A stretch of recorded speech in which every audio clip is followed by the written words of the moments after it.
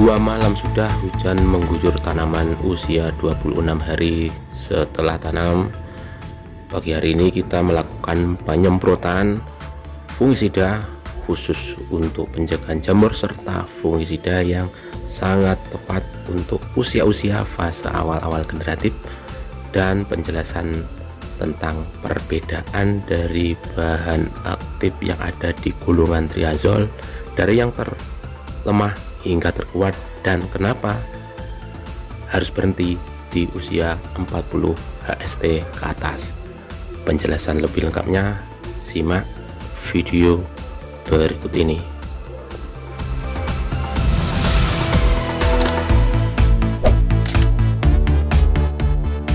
Assalamualaikum warahmatullahi wabarakatuh. Selamat pagi setengah siang Kakak Bayu. Alhamdulillah kita pada pagi hari setengah siang ini bisa ketemu lagi untuk mengamati dan merawat tanaman bawang merah di usia sekarang 26 hari sekarang 26 hari ini kita tanamannya sudah mulai masuki fase generatif. Terlihat popor sudah mulai mecah ya, terlihat sudah mau pembentukan umbi. Jadi ini adalah salah satu tanda bahwa tanaman kita sudah memasuki fase awal generatif. Tanaman ini memang masih ada beberapa yang ada ulatnya ini contoh, tetapi alhamdulillah sudah aman lah. Kemarin beberapa hari terakhir ini saya rolling dengan Citropin Plus ya, khusus untuk Citropin Plus. Di video yang terakhir kemarin saya rasa sudah saya masukkan itu kalau tidak salah itu.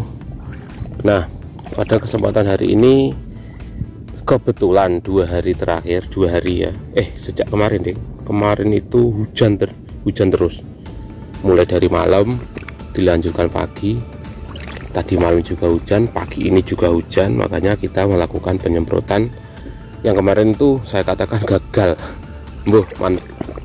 Nyaut atau ora karena apa, sebelum selesai nyemprot itu sudah hujan deras. Nah, ada pagi hari ini gerimis-gerimis, tapi tetap saya semprot nih tadi ya. Alhamdulillah enggak terus hujan yang deras, jadi insya Allah ini sudah masuk ya obatnya. Pada kesempatan kali ini langsung saja kita akan lihat apa saja obat yang kita masukkan di usia 26 karena sudah masuk fase generatif. Jadi yang pertama, karena ini ada hujan 2 malam, jadi kita masukkan fungisida yang paling utama saat ini. Yang pertama adalah ini Nativo, terus Chlorothalonil, ini Nativo dan bahan aktif Trifloxystrobin dan Tebuconazole, dan Teranil. Teranil ini adalah fungisida kontak dengan bahan aktif Chlorothalonil, ada ya, di tulisannya Chlorothalonil. Nih, yang pertama ini adalah fungisida sistemik dengan bahan aktif Trifloxystrobin Tebuconazole. Ini adalah spektrumnya sangat luas untuk mengatasi segala jenis jamur, sedangkan Chlorothalonil ini fungisida kontak yang mana ini spektrumnya juga sama luasnya untuk protektif perlindungan. Dan ini bentuknya ini adalah WG, sama dengan ini juga WG 75, kalau yang ini 90 WG. Biasanya kan bubuk kalau model yang kontak-kontak seperti Mancozeb, Chlorothalonil, Propinep itu. Tapi kalau ini khusus ini WG yang sangat mudah larut. Untuk dosisnya Teranil Chlorothalonil ini 2-3 sendok, dan Nativo ini setengah sendok sampai 1 sendok. Hari ini saya pakai agak banyak, hampir 1 sendok, karena hujannya 2 malam terus-terusan sampai pagi. Nah, untuk memaksimalkan kinerja dari dari tanaman dari dari 2 fungisida ini, khususnya fungisida yang sistemik, Kakang Bayu bisa campur dengan nutrisi seperti MKP, karena monokalium fosfat MKP itu akan sangat bersinergi khususnya untuk mengatasi model jamur-jamur yang bekerja di musim penghujan.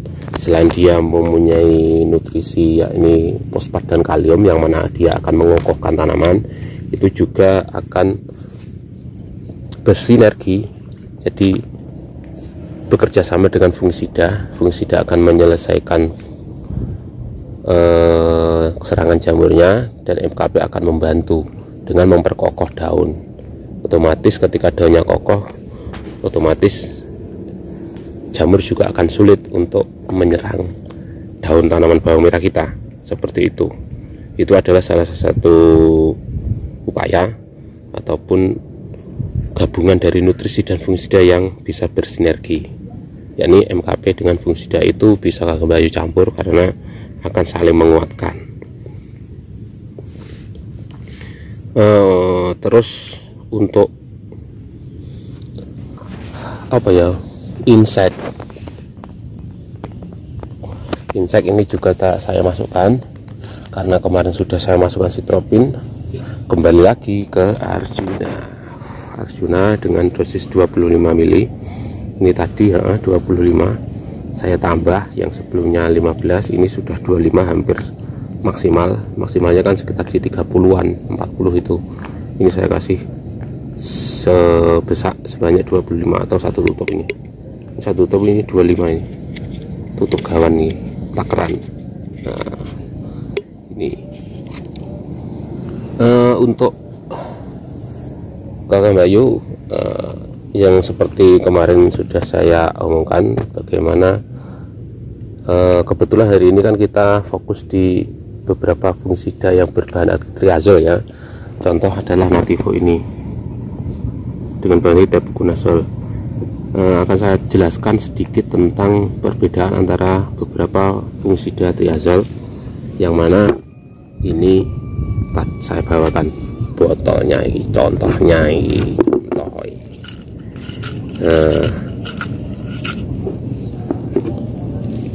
Nah, ini ada 4 jenis bahan aktif triazol. Yang pertama ini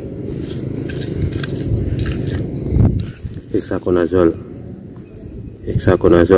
terus kemudian difenoconazole, terus remazole, ini propiconazole, yang ini tebuconazole, dan ini propiconazole. Nah, kelihatan ada tulisan propiconazole-nya. Itu di pucuk tuh, bawah tulisan remazole. Nah, 4 jenis ini sama-sama triazol atau azol biasanya ngarani wong-wong. Itu ternyata memiliki fungsi yang berbeda-beda. Fungsinya sama tetapi kekuatannya beda, dan kekuatan ini akan mempengaruhi dari kinerja di tanaman.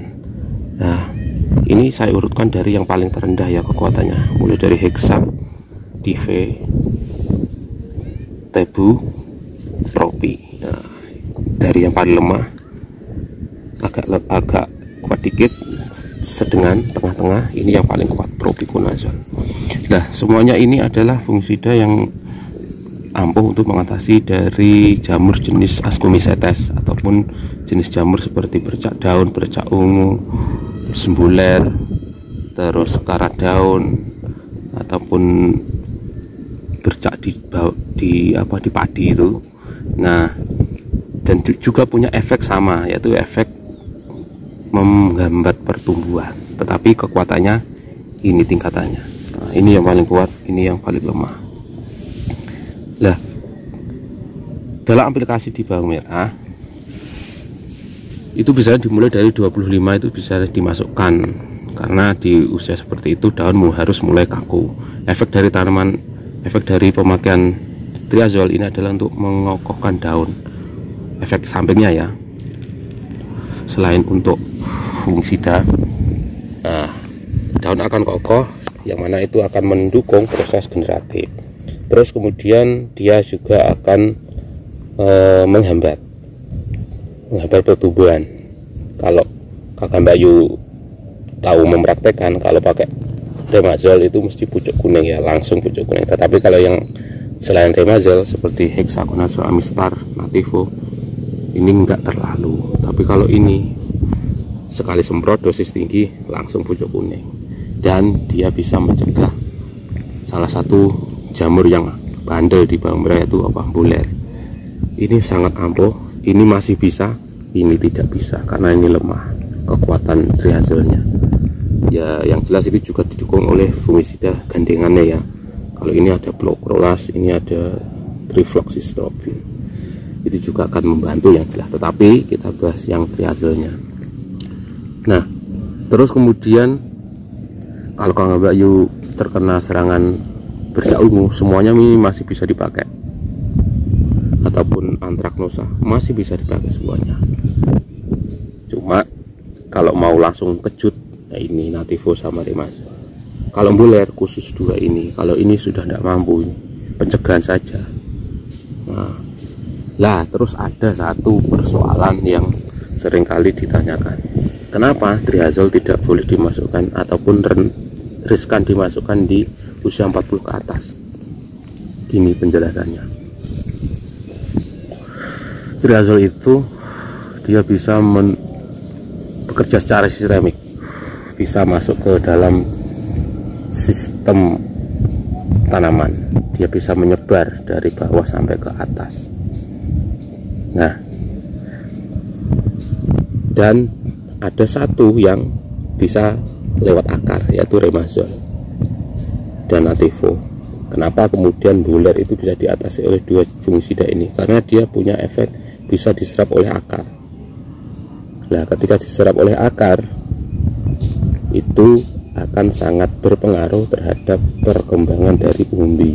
Makanya kenapa Remazol, Nativo itu harus berhenti di usia 40, karena di situ adalah mulai pembesaran umbi. Kalau sampai umbinya terkena efek dari fungisida Remazol dan Nativo, otomatis nanti akan mengalami gagal panen double, karena buler itu ada di akar jamur fusarium itu, dan tebuconazole sama